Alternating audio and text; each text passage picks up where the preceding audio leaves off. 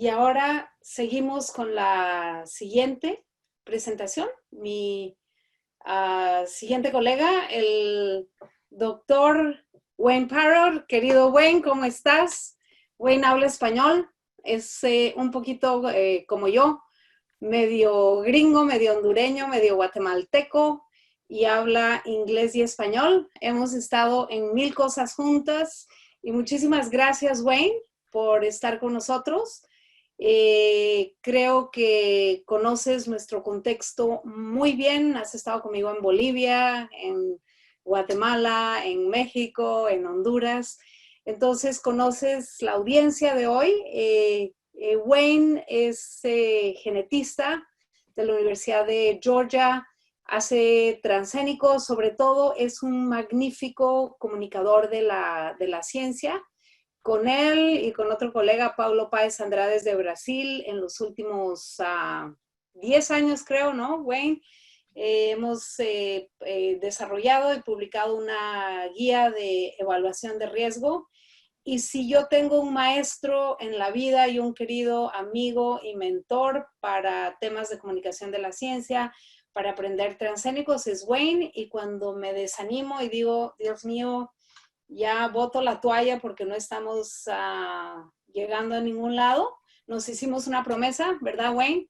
Cuando uno flaquee, el otro le tiene que dar ánimos y decir adelante, porque no nos podemos dar el lujo de no tener éxito en la biotecnología, de no llevar esta tecnología a nuestros países. Así que con eso, si quieren conocer más del Dr. Parrott, solo googleenlo. Debe estar en Wikipedia, y mucho, es muy famoso. Así que muchísimas gracias, Wayne. Adelante, por favor. Bueno, muy buenas tardes a todos y para mí es un gran gusto poder ser parte de este evento que me gusta mucho la idea de este evento para juntar a todos y a ver si lo podemos copiar en más partes. ¿Pueden ver mi presentación? Perfectamente. Ok, bien, entonces la doctora Roca me pidió que hablara un poco de los avances en biotecnología para la agricultura. Y yo quiero empezar dando un poco de contexto, una perspectiva. Y la verdad es que entre más urbano y más civilizado un país, más negativa la perspectiva que tiene la agricultura. Por ejemplo, aquí hay unas noticias que es el sector que provoca más daños ambientales, los problemas ambientales del cultivo intensivo, hay varios, o sea que falta no hace. Pero yo creo que estas evaluaciones les falta contexto. Aquí va. Esta es una de mis gráficas favoritas, es del Departamento de Agricultura de los Estados Unidos. Y lo que nos muestra es que los insumos han quedado igual en la agricultura y los rendimientos han ido subiendo y usan como el punto de partida la Segunda Guerra Mundial. O sea que hoy día producimos 2,5 veces más producto agrícola por cantidad de insumo de lo que se hacía cuando terminó la Segunda Guerra. O sea que todo lo que se produce hoy día se produce con la misma cantidad de agua, de fertilizantes, de plaguicidas que se usaba hace ya que 70 años. Que para mí es un éxito tecnológico increíble.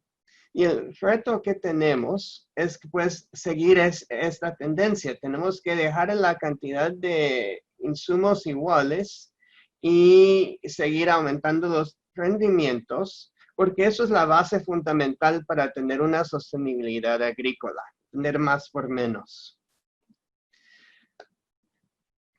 Depende de a quién le pregunta a uno, entre la tercera y la mitad parte de estos logros se deben a la tecnología agronómica, mejores tractores, mejores plaguicidas, mejores abonos.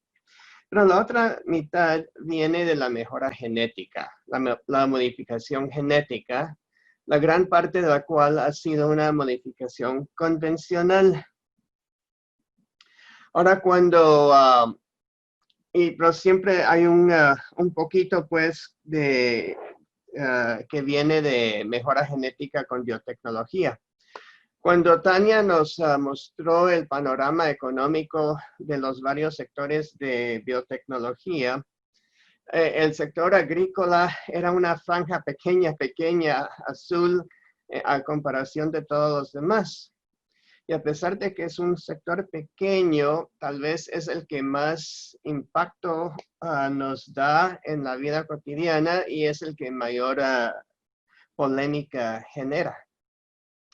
Entonces, estos aumentos en rendimiento que tienen que ver. Esta es una gráfica que también me gusta porque muestra la cantidad de terreno necesario para producir el maíz que se usa para producir 9 kilogramos de pollo. Con esta cantidad de maíz podemos producir 9 kilogramos de pollo. Hace 100 años se necesitaba, digamos, unos 150 metros cuadrados. Según fueron mejorando los rendimientos, la cantidad de terreno ha ido bajando. Hoy día se usa menos de 25 metros cuadrados para obtener el mismo rendimiento. Y ya dentro de poco vamos a estar usando como 14. Lo importante de esto es que el terreno que no se utilizó es el terreno que podemos ir apartando para ir preservando la biodiversidad. Les digo que si los rendimientos de los cultivos de hoy día fuesen iguales a los que teníamos en 1950, hubiéramos tenido que destruir la Amazonía completa para producir suficiente alimento. También, esta es una foto de la NASA.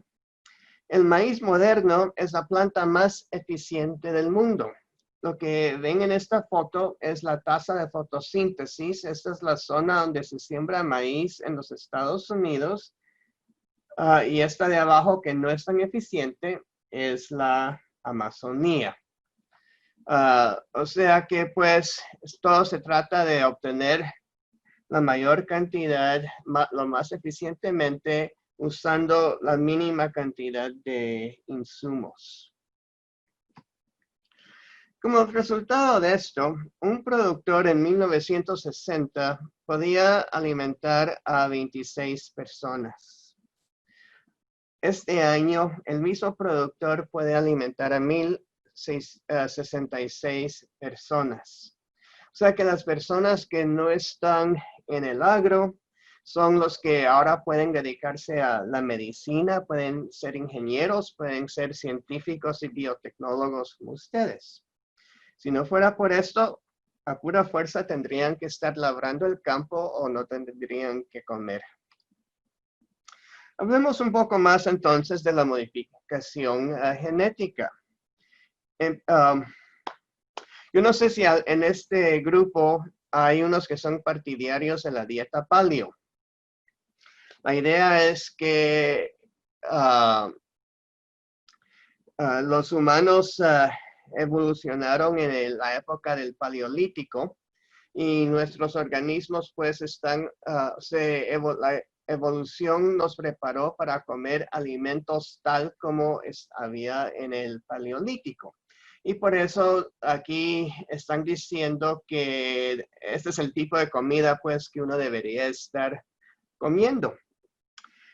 Lo malo, el problema con esto es que en el Paleolítico no hay un solo ser humano que vivía en una región que tenía acceso a estos cultivos. La lechuga, los rábanos hubieran estado en el Mediterráneo, la zanahoria hubiera estado en el Medio Oriente, la berenjena hubiera estado en la India, los chiles y el maíz hubieran estado en México. Pero aparte de que estos estaban en lugares muy separados, tenían una apariencia muy distinta. La lechuga, los ancestros de la lechuga tenían una apariencia totalmente distinta. Tenían esta apariencia de acá. El rábano original no tenía tanta cara de rábano. El brócoli original también era muy distinto. La berenjena original era pequeña, tal vez de unos 2 centímetros en diámetro. El chile original, el tomate original y la zanahoria original. A lo que voy, pues, es que los cultivos que tenemos hoy día ya fueron modificados altamente por nuestros ancestros. Y guarden en mente que es total y completamente imposible cambiar la apariencia de un organismo sin antes cambiarle el ADN. Ah, y el maíz, ¿cómo se me olvidó el maíz? El maíz moderno, pues, que viene del teosinte. Bueno, el primero que se dio cuenta de este fenómeno fue Carlos Darwin, precisamente después de haber viajado por Sudamérica. Y él escribió en El origen de las especies que los cultivos que tenemos hoy día se debe a una clase de selección que resulta cuando cada quien trata de poseer y guardar semillas de los mejores individuos. Y en un gran número de casos, como vieron en la gráfica anterior, ya no podemos reconocer los ancestros silvestres de las plantas más antiguamente cultivadas en nuestros huertos. Lo que estaba pasando, pues, es que había mutaciones y entonces tal vez una planta era más alta, más dulce, o rendía más, y eso es lo que uno seleccionaba para tener semilla para la campaña siguiente. Y al cabo de los años, las mutaciones se fueron acumulando y nos dieron los cultivos que tenemos hoy día.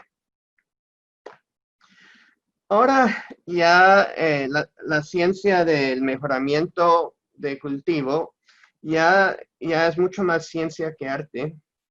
Pero si yo lo simplifico al máximo, diría que los mejoradores generalmente hacen 2 cosas. Y como yo trabajo en soya, los ejemplos van a centrarse en soya. Pero muchas partes del tiempo, todos los cultivos tienen rasgos que son indeseables. Por ejemplo, la semilla original de la soya era de color negro, pero al exprimir el aceite de la semilla, se tiñe el aceite. Entonces, por eso era deseable quitarle el color a la semilla. La semilla original era muy chiquita y hay genes que limitan el tamaño de la semilla que hubo que quitarlos. Y esto pues al principio se hizo a partir de mutaciones naturales y después nosotros empezamos a impartir las mutaciones. O sea que si uno no encontraba la mutación que necesitaba, la podíamos impartir. Y hoy día, pues, lo que está a la moda es la edición génica con el CRISPR-Cas. Entonces, aquí lo que pueden ver es una instalación. Hay varias en el mundo. Esta está en Japón. Pero aquí en el centro hay una fuente de cobalto 60 que está emitiendo radiación a la redonda y ahí están sembrados los varios cultivos. Y según el catálogo que mantiene la FAO y la Agencia Internacional de Energía Atómica, hay más de 3,000 variedades de cultivos que han salido de instalaciones como estas. Todas las pastas que tenemos hoy día, sin excepción.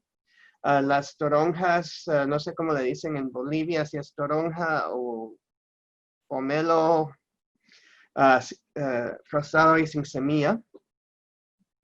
Y digamos, si a alguien le gusta un escocés, ahora que estás, María Mercedes, que estás en Escocia, los whiskies escoceses o las cervezas irlandesas, todas han venido de instalaciones como esta.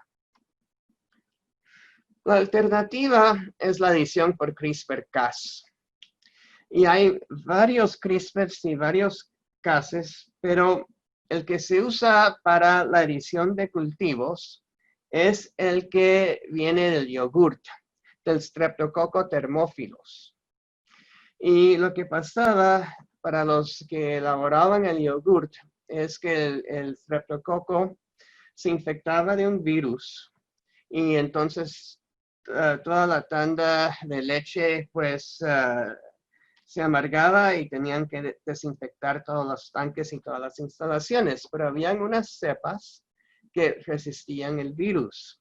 Y fue tratando de determinar cómo es que lo resistía, que descubrieron el CRISPR y el Cas, y entonces tomaron una versión de eso y es lo que usamos con los cultivos. Ahora, ¿por qué nos gusta tanto el CRISPR? La mutagénesis tradicional, como la que les enseñé anteriormente, tiene muchas limitaciones. Primero, es completamente al azar. Aquí vemos que un ejemplo en que en el trigo, si hacemos si mutamos 1 millón de semillas, encontramos 10 mutaciones. Y tener que revisar 1 millón de semillas para buscar una mutación es bastante arduo. En segundo lugar, es difícil mutagenizar genes presentes en múltiples copias. En los cultivos, los genes muy raramente están presentes solamente en una copia. Muchos andan en familias de genes que pueden existir 8, 10, 20 copias del gen. Y también hay muchos que son poliploides, o sea que va a estar presente en 4 copias o hexaploides en 6 copias. Entonces, si uno ve en un trigo tetraploide, la tasa de mutagénesis baja a 2 por millón y en el hexaploide, ya con 1 millón de semillas no es suficiente para encontrar una mutación. Todo esto, pues, el CRISPR nos quita estas 2 limitaciones, en que podemos seleccionar de antemano el gen que queremos mutagenizar y si está presente en varias copias, podemos mutagenizar todas las copias presentes. Por ejemplo, ese es trabajo de un colega mío que está en la Universidad de Kansas. Está viendo el tamaño de la semilla del trigo. Ese es el trigo convencional que todos sembramos y comemos. Y aquí le quitó 2 genes, un par de genes que limitan el tamaño de la semilla y ya se ve que la semilla es más grande. Aquí le quitó 4 y aquí le quitó 6. O sea, pues esto hubiera sido increíblemente difícil con las técnicas de mutagénesis que teníamos anteriormente. Este es otro colega que trabaja en arquitectura de tomate. Este es el tomate que todos conocemos. Aquí le quitó un gen, aquí le quitó 2 y aquí le quitó 3. Y entonces ya tiene esas plantitas que se prestan mucho para la agricultura confinada, ya sea en balcones, en factorías para producir verduras. O sea que uno puede empezar en otros métodos distintos de producción. Este es el trabajo de un grupo de la China. Están viendo el arroz. El arroz, una de las hormonas del arroz, que es el ácido abscísico, tiene bastantes receptores. Entonces empezaron a quitarle receptores del ácido abscísico. Aquí le quitaron 1, 2, 3, 4, 5, 6. Le quitaron 7 receptores. Aquí ninguno. Aquí 2, aquí 3, aquí 5, en fin. Y lo encontraron es que quitar estos 3 era lo ideal. Y en los ensayos de campo de ellos, el rendimiento les está subiendo como 25%, que para un cambio chiquito, tener un aumento tan grande es un gran logro. Ese es trabajo que nosotros tenemos, eso es para biocombustibles con una gramínea. Aquí hay esta es una familia de genes, es un gen, pero que se encuentra en 4 copias y cada copia tiene 2 alelos. O sea que para ver un efecto tenemos que quitar los 8 alelos a la vez. Y aquí hay otro gen que está presente, es una familia de 8 genes, cada uno presente con 2 alelos, o sea que hay 16 que hay que quitar a la vez. En el primer caso, pudimos quitar los 8 enteros y vemos y la idea era de que esta biomasa, las paredes celulares se volvieran más, dejaran que las celulasas penetraran más fácilmente para convertir la celulasa en etanol. Y lo que vimos es que no solo logramos el objetivo, sino que también aumenta la biomasa. En el segundo caso, no pudimos quitar los 16, pero solo con quitar 10 de ellos, también logramos los objetivos y obtenemos más biomasa. O sea que también las paredes celulares, lo que pensamos es que también limitan un poco el potencial crecimiento de las plantas. Bueno, eso es quitando los frascos. Ahora, cuando los mejoradores no están quitando los frascos que no quieren, están añadiendo. En este caso, digamos, una soya para tener una variedad moderna, tiene que tener resistencia a plagas y a las enfermedades. Tiene que tener la calidad, como se produce para aceite y para proteína. Tiene que tener la cantidad y la calidad de aceite y proteína necesaria. O tolerancia a los herbicidas ayuda bastante con su cultivo. Y entonces, la cosa es que cada una de estas características deseadas se debe a algún gen. Y estos genes necesitan venir de más alguna parte. Entonces, los mejoradores encuentran los genes, si uno tiene suerte, los encuentra en otras variedades de soya o del cultivo con el cual están trabajando. A veces hay que ir a las razas silvestres para buscarlos. Por eso es que es tan importante preservar la biodiversidad, porque ahí es donde buscamos los genes que necesitamos. Y si no están ahí, pues usamos especies emparentadas. Y hoy día, pues, donde viene la polémica, los transgénicos. Este es un pedigrí de una variedad nueva de soya. Aquí está la variedad nueva de soya. Y lo que quiero mostrar es el número de parentales y de cruzas que hubo que hacer para llegar a esta variedad nueva. Y la cosa es que cada parental le está impartiendo una característica, un gen deseable, ya sea generalmente son resistencias contra plagas y pestes o resistencias contra estreses abióticos como es la sequía o digamos la acidez de los suelos, cosas así. ¿Y por qué les estoy enseñando? O sea que la variedad moderna pues es un agrupamiento de todas estas características que vinieron de varias variedades distintas. Les enseño esto para hacer énfasis de que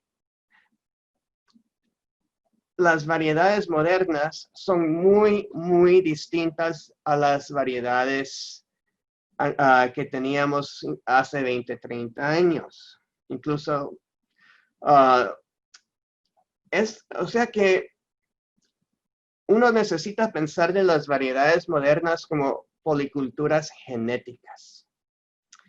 La diversidad de por sí no se come, no se puede comer, no alimenta. Lo valioso de la biodiversidad es cuando uno toma lo mejor que tiene cada variedad y las va juntando todas en una variedad moderna. O sea que estas tienen las mismas resistencias que hubiera tenido una policultura de un montón de variedades antiguas. Ahora, añadiendo esas variedades, estas características, es un proceso lento, como se hace convencionalmente. En este caso, digamos, la soya cultivada que se sembraba aquí donde yo vivo, todita era susceptible a una enfermedad fúngica llamada mancha ojo de rana. Entonces nuestro mejorador fue al banco de germoplasma, donde están todas las variedades y silvestres y variedades antiguas de soya, hay como 20,000. Las sembró todas y entre todas encontró una que era resistente a esta enfermedad. Pero la forma de la planta era muy distinta. Ya vamos una soya silvestre, pues muy distinta a lo que alguien podría sembrar. Entonces él sembró las dos en el campo, las cruzó, obtuvo una que era intermedia a las dos.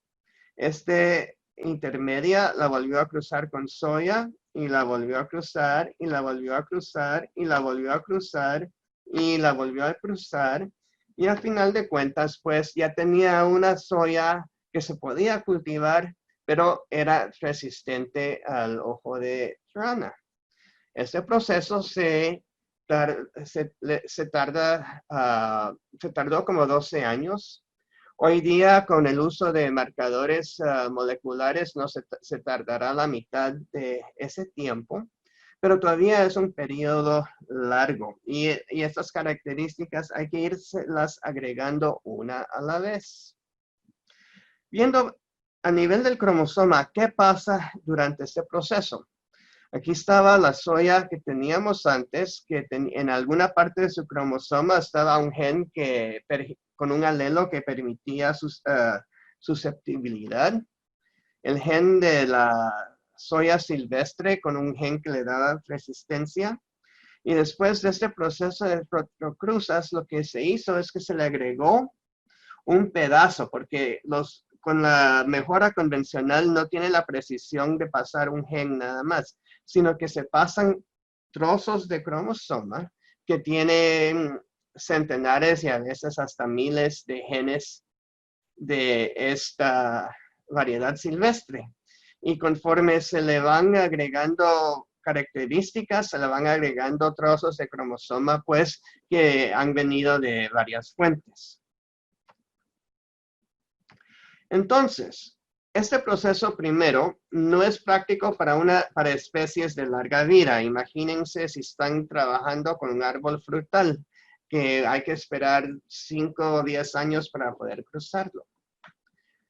Y por eso es que la transgenia se vio como un método más rápido y más preciso para lograr la misma meta.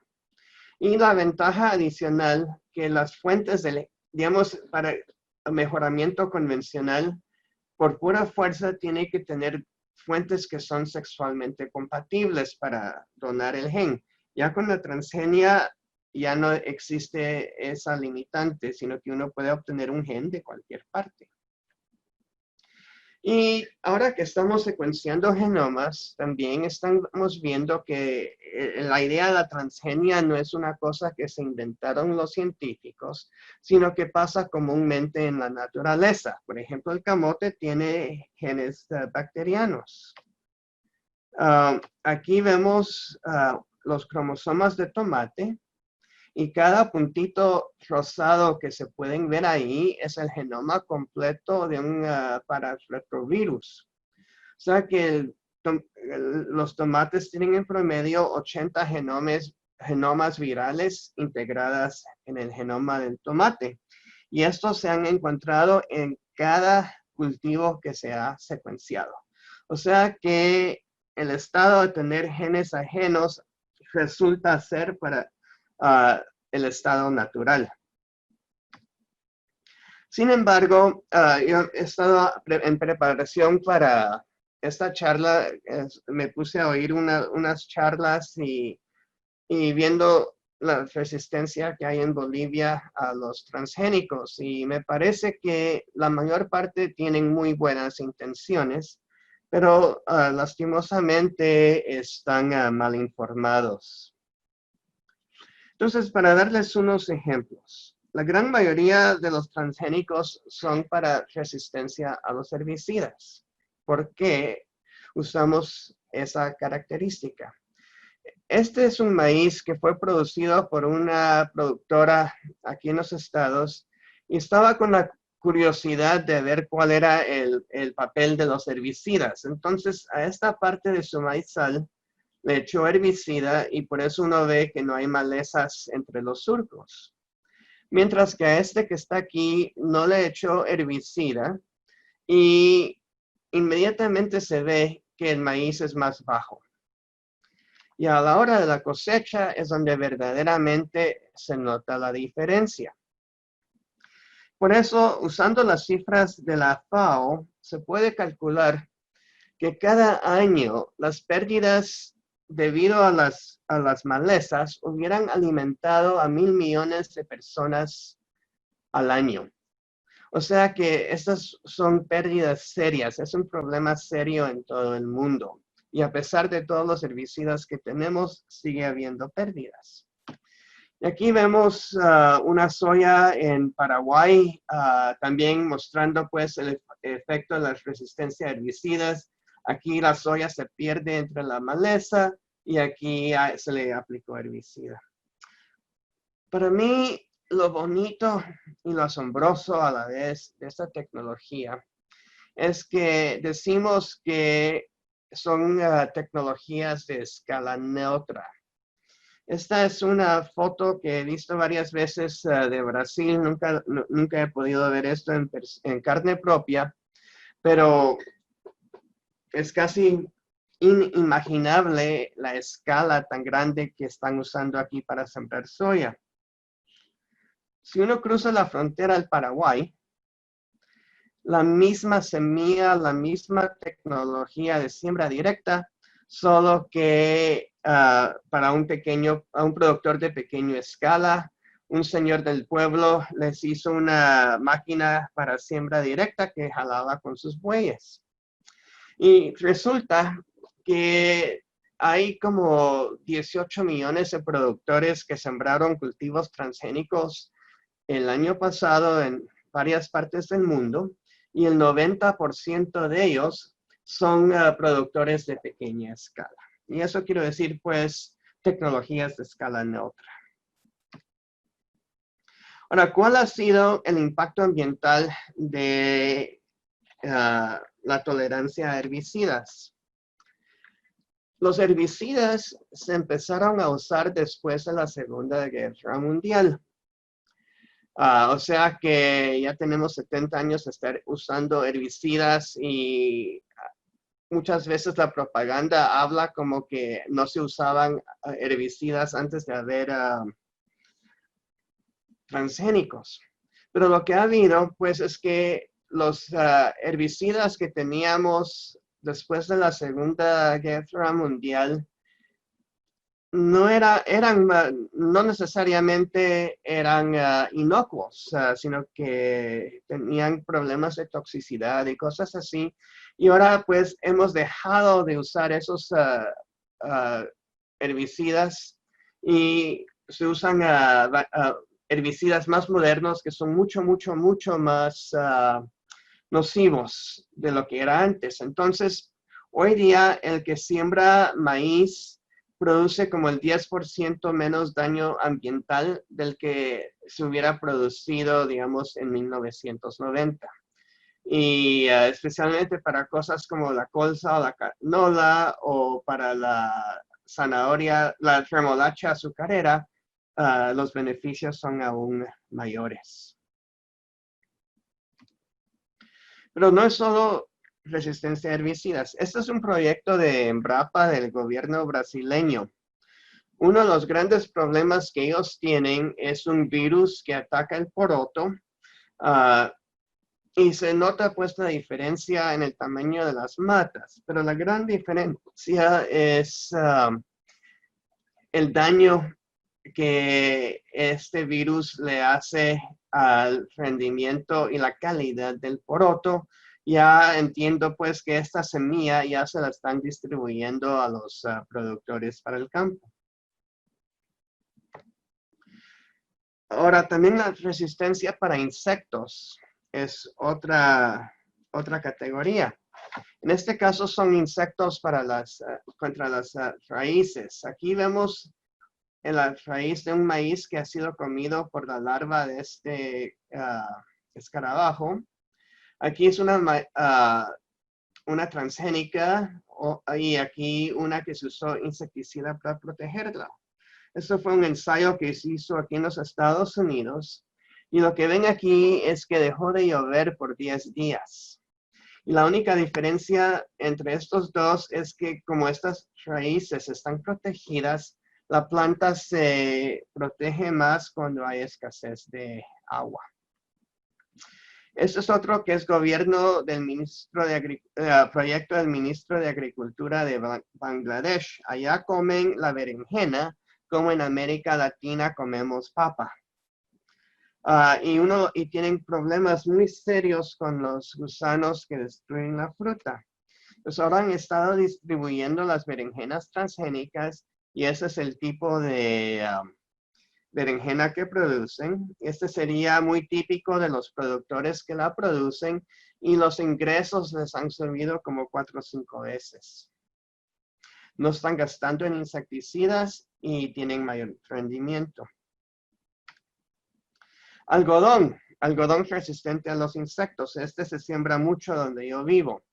Aquí vemos un algodón donde el gusano bellotero les dañó las bellotas y ya casi no dio algodón. Y aquí sembrado a la par está el algodón transgénico donde los gusanos no se pueden comer las bellotas. Uno ve fotos como estas y entiende inmediatamente por qué los productores quieren sembrar este algodón y no sembrar este de aquí. Estas son fotos que me dio la doctora María Mercedes. Este es el daño foliar que se da al maíz y también afecta la calidad del grano. Ahí vemos pues que hay hongo y estos hongos producen micotoxinas pues que son muy nocivos para la salud. Y aquí está el maíz transgénico, donde se ve totalmente ileso y la calidad del maíz es mucho más alta. Entonces, viendo otra vez, este es el impacto ambiental debido al cambio de maíz convencional y algodón convencional al transgénico con resistencia a insectos. Hoy día, el que siembra un maíz BT, que es con resistencia a los insectos, causa como el 60% menos daño de lo que hubiera causado hace 30 años. El algodón es como unos 37%. Ahora, la soya con resistencia a insectos es un producto mucho más nuevo y únicamente tienen 2 años de datos donde todavía no había mucha penetración del mercado, pero yo espero que de aquí a unos 5 años vamos a ver unas cifras muy parecidas a las del algodón. Tolerancia a la sequía. Eso se siembra en las partes secas del país aquí. Pueden ver la diferencia y a la hora de cosechar también pueden ver la diferencia.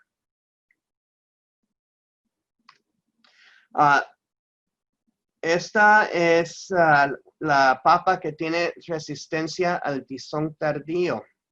Que ya la están empezando, ya está totalmente aprobada y ya la empezaron a sembrar aquí. Se puede ver fácilmente cuál es la resistente y cuál es la no transgénica. Uy, esto se me olvidó traducirlo, les pido disculpas, pero también en el supermercado también hay frutas y verduras inoxidables.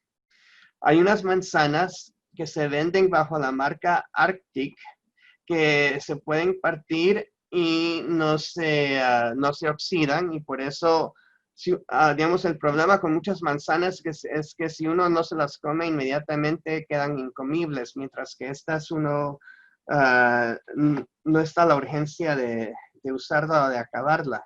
Y lo mismo con las papas.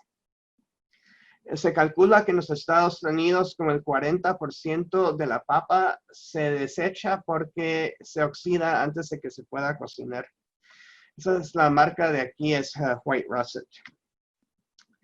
Esas son las flores que se siembran en Colombia y que el año pasado fueron la flor oficial de los premios Grammy. Fueron flores transgénicas y les aseguro que ninguno de los artistas que estaba ahí presente sabía o se dio cuenta que estaban rodeados de flores transgénicas. En fin, este fue un meta-estudio, un meta-análisis que viene de Alemania y lo que fue, o sea que analizó todas las publicaciones que había habido, creo que hasta el 2014. Y según este estudio, pues la experiencia mundial es que los rendimientos han subido más o menos 20% si uno empieza a sembrar transgénicos.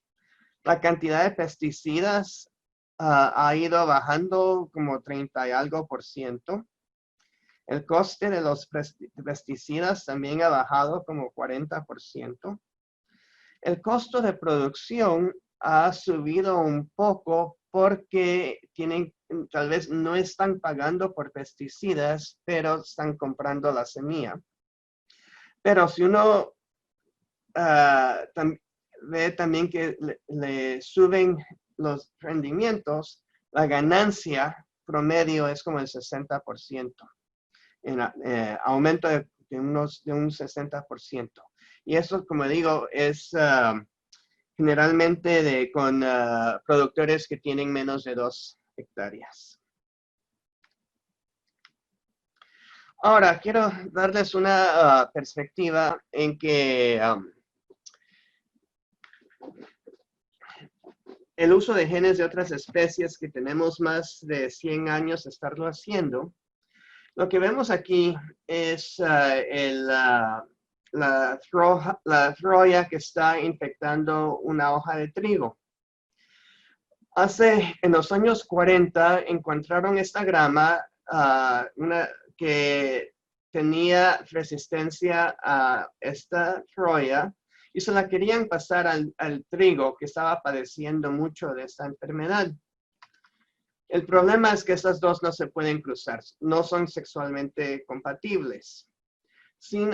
Pero sí era compatible con una tercera especie y después de haber cruzado con la tercera especie, el híbrido sí era compatible con el trigo.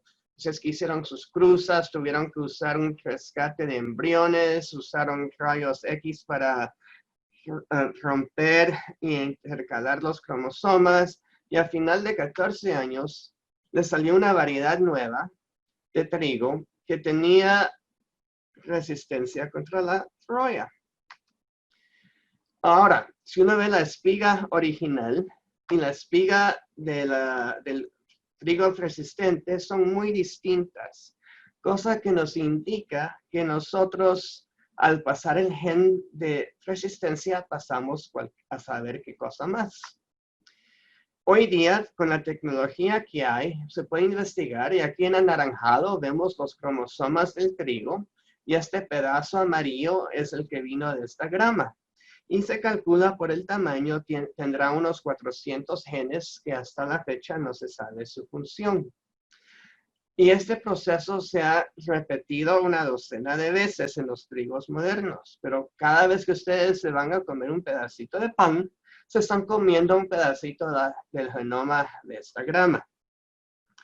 Ahora, con la tecnología que tenemos hoy día, lo que nos gustaría hacer es usar genómica para identificar el gen de resistencia, lo aislamos y después usamos la ingeniería genética para pasar este gen y únicamente este gen y obtener una variedad de trigo que es resistente.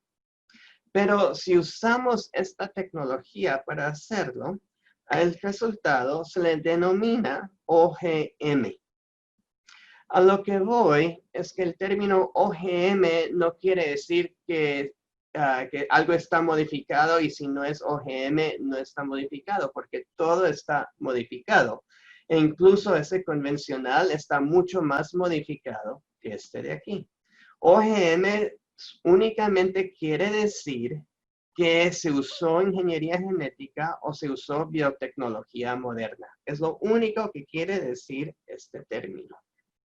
Sin embargo, sí es muy polémico y existe un marco regulatorio.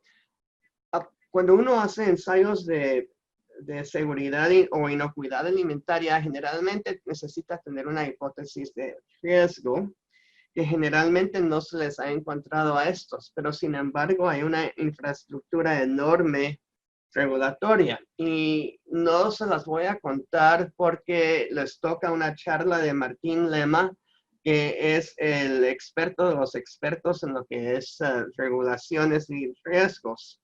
Pero solo me limito a decirle que hoy día en el mercado global que tenemos y cualquier cosa puede parar en cualquier parte, antes de que algo pueda llegar al mercado, tiene que ser evaluado, la inocuidad necesita ser evaluada por todos los países importadores. O sea que si yo voy a sembrar esta soya, los canadienses la necesitan evaluar, los estadounidenses, los australianos, los coreanos, los japoneses, los europeos. Hay una lista de 63 países.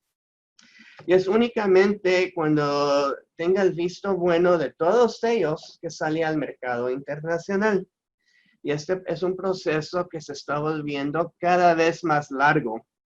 Y sale, digamos, ahora entre 15 y 20 años y vale como 34 millones para llegar a este punto. Y o sea que no todas las características son rentables debido a este costo del marco regulatorio.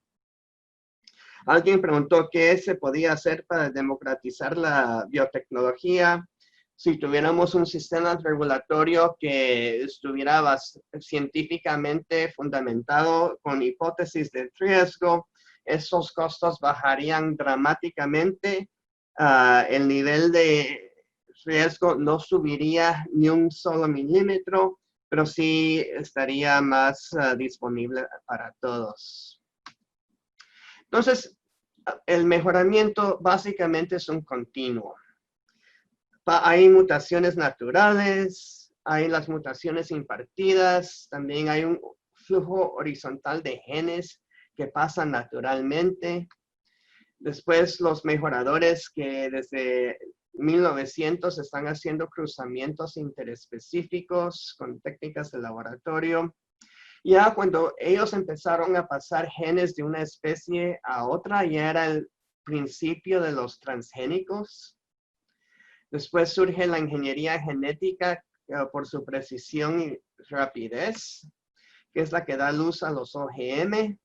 Ya tenemos edición de genes y estamos llegando a la biología sintética. Ahora, la biología sintética de los cultivos todavía anda en pañales. Pero hay varias técnicas pues que que las estamos tratando de adaptar para el uso en cultivos. La evolución dirigida, la expansión del código genético, como explicó el expositor anterior, el uso de promotores sintéticos, hay mucho esfuerzo para diseñar promotores y los circuitos genéticos. Y les voy a dar un ejemplo que nosotros estamos manejando de un circuito genético de lo más sencillo posible. El problema con las gramas en los biocombustibles transgénicos es que el flujo de polen se considera indeseable, porque hay muchas personas que prefieren no tener polen transgénico o semilla transgénica. Y también se sabe que si una grama no produce semilla, pues sube el rendimiento y también es más fácil digamos, no se lignifica tanto y es más fácil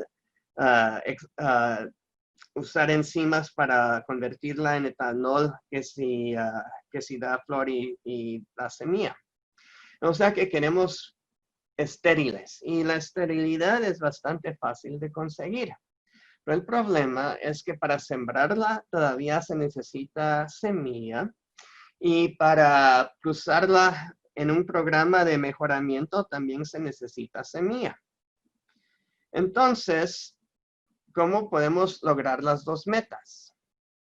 Bueno, se puede obtener como dije, poder obtener esterilidad es muy fácil. En este ejemplo, sencillamente tenemos un promotor en que el gen se expresa únicamente en las anteras, produce esta enzima y esta enzima pues digiere el ADN en el polen y se vuelve estéril.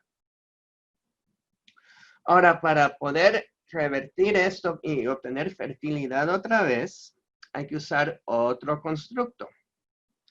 En este caso, tenemos un promotor que va con un receptor de ecdisona que nosotros obtuvimos de la mariposa monarca. Es un receptor de una hormona que usan los insectos durante la muda del exoesqueleto. Y después el Lucky, que todos los que trabajan con bacterias lo conocen. Entonces, ahí está el receptor que se produce. Ahora, si le usamos un inducidor, que es el insecticida que es análogo de la ecdisona, el receptor se dimeriza y llega al promotor de LAC-I y este gen empieza a funcionar y produce LAC-I. Ahora, el promotor original que produce el ECO FR1, ya le habíamos agregado sitios donde iba a llegar el LAC-I. Se llega ahí, entonces con esto se apaga la producción de ECO ahí, de la enzima, entonces ya deja de digerir el ADN y ya tenemos pues plantas fértiles para por lo menos una campaña. O sea que ya eso pues le puede ir agregando más y más componentes e ir diseñando varios circuitos. Uy, ¿qué pasó? Entonces yo tenía una diapositiva más que no me quiso salir, pero no. A lo que vamos es que no sé por qué no le sale. ¿No? Bueno, la gran mayoría del mejoramiento que hacemos en el cultivo es mejoramiento convencional. Y la biotecnología moderna se usa tal vez el 1% del tiempo, pero sí tiene un impacto desproporcionado en la calidad y la utilidad de los cultivos. La edición génica se puede usar tanto con biotecnología moderna como con mejoramiento convencional. Quitando la excepción de Europa, la edición génica no da luz a un OGM. Y encima de eso, pues, se le interpone la biología sintética y este es el campo, pues, donde la generación de ustedes va a estar trabajando. Los dejo, pues, con una... no sé si conocen a José Miguel Amulé, es un bioquímico español. Él ha escrito 2 libros. El Comer sin Miedo es muy, muy bueno. Me costó un poco más leerlo.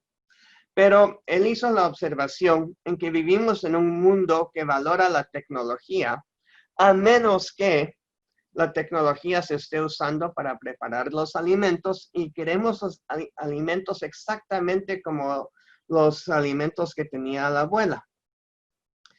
Y en un mundo moderno, en primer lugar, los alimentos de la abuela tenemos la tendencia de verlos nostálgicamente y no eran tan buenos como se recuerda.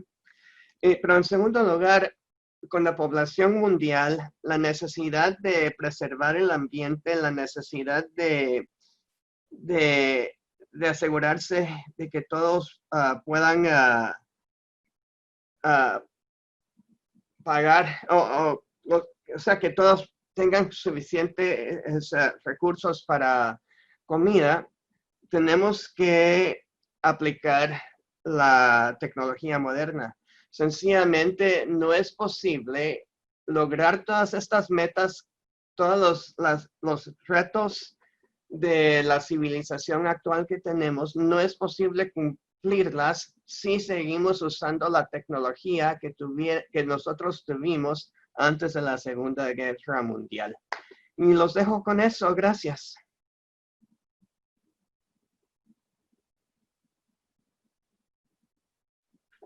Muchísimas gracias, Wayne. Como siempre, nos ilustras muchísimo. Yo aprendo muchísimo de ti y sobre todo con el trabajo que tenemos que hacer muchos de nosotros de comunicación de la ciencia. Siempre nos das un contexto, una perspectiva y unos ejemplos fabulosos. Aquí te hago una pregunta de la audiencia. ¿Qué dice la pregunta? ¿Qué disponibilidad comercial hay de cultivos obtenidos por edición génica? Creo que quiere decir qué cultivos tenemos disponibles hoy por edición génica y qué perspectivas más adelante. Bueno, ya hay una soya editada que tiene la calidad del aceite fue modificado a tener un alto contenido de ácido oleico que ya está a la venta. La semilla se produce en Argentina y en eso viene si uno se sube a la página del USDA a ver las consultas, hay unas cantidades enormes de cultivos que nos vienen. Ya el mes pasado el Departamento de Agricultura anunció que el uso de edición génica para alterar un gen no va a tener ninguna regulación y con eso se abre muchas puertas. Pero a la vez, como no hay regulación, tampoco va a haber un registro central para saber qué fue editado y qué no fue editado. La mayor parte de las ediciones son indistinguibles de las mutaciones que se impartían anteriormente. Ok, muchas gracias. Otra pregunta. ¿Cuánto tiempo más o menos tarda en ser autorizada y aprobada una variedad transgénica o editada para salir al mercado? Bueno, como decía, hay una soya transgénica no editada que tiene el mismo fenotipo de un aceite de mayor calidad, que es un aceite con alto contenido de ácido oleico. La versión transgénica se tardó 19 años en obtener aprobación para poder exportarla. La versión editada se se tardó como 6 meses. Ahora, eso es para los Estados Unidos. La Unión Europea sencillamente no va a aprobar productos editados. Y eso sí influye mucho el mercado. Digamos, la idea original es que esta soya editada de alto contenido de aceite oleico iba a usar para confeccionar productos que se iban a exportar a Europa. Eso ya no es posible, o sea que únicamente se puede usar en productos que se van a exportar, o para consumo doméstico o que no se van a exportar a Europa. Ya. Ahora, iba también a hacer el comentario de los países suramericanos. Ya tenemos, vamos a ver, es Brasil, Argentina, Paraguay, Uruguay, Chile, Colombia, Ecuador, Honduras y Guatemala. Ahí uno sencillamente tiene que presentar evidencia de que verdaderamente es editado y no transgénico, y de ahí pues ya no hay regulaciones y está libre para entrar al comercio. Y la razón por todo esto es que la edición génica copia mutaciones naturales y copia las mutaciones impartidas. Y si después de 10.000 años no ha habido una mutación natural que nos cause daños, y si después de casi 80 años no ha habido una mutación impartida que nos cause daño, no se puede ver un motivo biológico, una razón biológica en que un daño pueda venir de la manera en que se hace en lugar del cambio que se hace. Gracias, Wayne. Y siguiendo con ese tema, tengo una pregunta aquí que dice, ¿consideras que la decisión judicial que tomó Europa frente a la edición de genomas en plantas va a incidir en la posición de esos países que aún no tienen posición regulatoria? En otras palabras, ¿las políticas europeas nos están influenciando en nuestros países? Bolivia, por ejemplo. Bolivia es el principal ejemplo, pero tal vez los países que más influyen son los países africanos, que son los más necesitados de todo. Y como dije también, aparte de influir marcos regulatorios de otros países, afecta a los países como los Estados Unidos o digamos Argentina, Brasil, afecta a lo que ellos pueden aprobar porque no quieren dañar sus negocios de exportaciones. Así es. Bueno, y hay otra pregunta aquí, creo que va a ser esta la última. ¿Cómo estamos, moderadores? Sergio. Yo voy bien. Ok. Dice alguien, estoy haciendo una tesis sobre políticas públicas sobre OGMs en Bolivia y me gustaría saber cuáles crees que son las políticas públicas más importantes para que los países adopten estas tecnologías. A mí lo que más me gustaría ver, digamos, es que, digamos, no hay fuentes fáciles de encontrar donde uno pueda obtener información de confianza. Y si uno va a la internet, las fotos que hay ahí, la cantidad de desinformación que hay en la internet es increíble. Entonces, la verdad es que la gente no sabe. La gente no sabe, no tiene la formación para saberlo y no sabe qué creer. Pero no hay sustituto para poder ver algo en carne propia. En Centroamérica, como eran permitidos en Honduras, teníamos parcelas demostrativas en Honduras donde podíamos llevar a otras personas de Centroamérica, los reguladores, para que vieran de qué se trata y que vieran que las noticias que oyeron no eran ciertas. En Colombia hemos hecho lo mismo con muchos sectores de sembrar parcelas para que ellos vengan y los vean por su propia cuenta. Y yo creo que poder verlos es, si uno los puede ver y llegar a tocar y conocer, ya todo lo demás es de menos importancia. Y también pues un marco regulatorio que esté fundamentado en ciencia y no en polémica.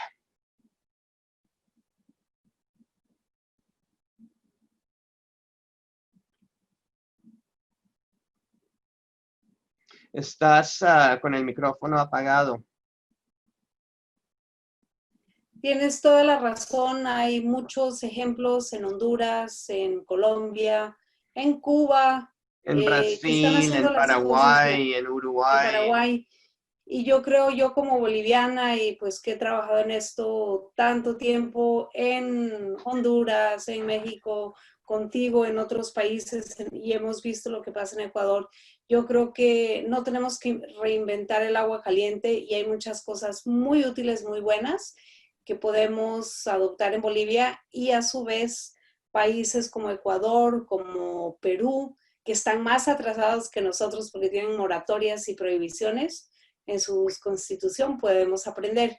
Yo los invito, sobre todo a los estudiantes jóvenes, a que saquen un tiempo de su día, de su vida ocupadísima de universidad y se dediquen a esto porque los conferencistas nos han dicho, para democratizar la biotecnología, nos lo dijo Wayne, tenemos que tener una regulación más apropiada. Voy a usar una palabra fuerte, la regulación ahorita está fatal, fatal, fatal, es precautoria y frena. Gente como Wayne, como yo, como Cecilia, como Sergio, como Gabriela, hemos trabajado hace mucho tiempo y tal vez hemos puesto un granito de arena, pero necesitamos un ejército de gente como los científicos que vienen detrás de nosotros. Entonces, yo como moderadora de esta sección del Congreso, les pido dos cosas, o los invito más bien a dos cosas. Uno, que entiendan que la salud humana empieza por una buena nutrición. Así que todos los que están trabajando en salud humana, en biotecnología médica, aprendan un poquito de agricultura y ayúdennos, contribuyan con nuestro esfuerzo en Bolivia, porque este es el cuello de botella. Y en segundo lugar, involúcrense un poquito en la parte regulatoria, en hacer políticas. No dejemos solo a los pobres políticos, abogados, economistas que no entienden de esto, hacer las políticas. Nosotros como científicos, ayudémosles de una forma muy constructiva, de una forma muy, ay, no sé, solidaria. Y con esto, Wayne, te pido que nos des, te agradezco infinitamente. Te quiero muchísimo, te aprecio muchísimo, te agradezco esta solidaridad y unas últimas palabras, words of wisdom, para nuestros chicos de iGEM, para nuestros jóvenes que estamos pasando por una crisis, una ola de activismo terrible, que nosotros somos los malos de la película. ¿Qué les dices a los jóvenes? No, primero hay que reconocer que todos tenemos la misma meta. Todos queremos guardar el ambiente, salvar el ambiente, todos queremos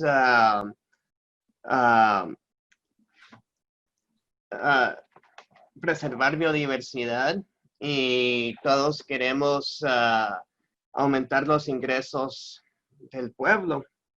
Así es que tenemos la misma meta y en eso nos podemos poner de acuerdo en varias cosas, empezando por ahí, pero después, y ahora ya hay como 3 o 4 estudios que han salido que el uso de tecnologías intensivas causan menos daño ambiental que el uso de agricultura orgánica o agricultura extensiva de bajo impacto.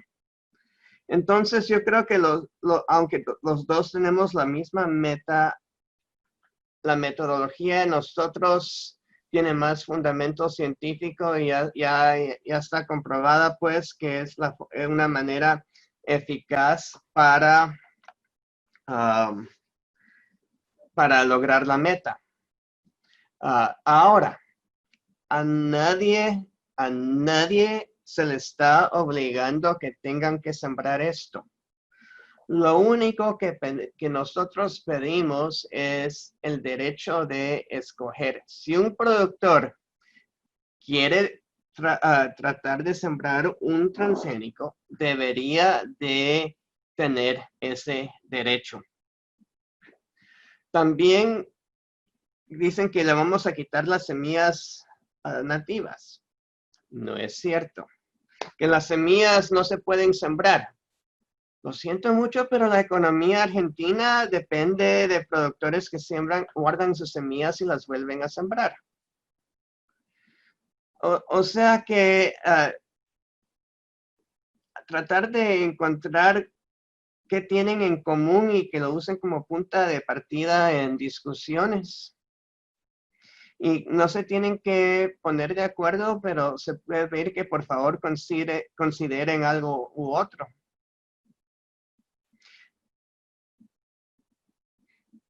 Ok, bueno, muchísimas gracias a todos los participantes. Muchísimas gracias, Wayne.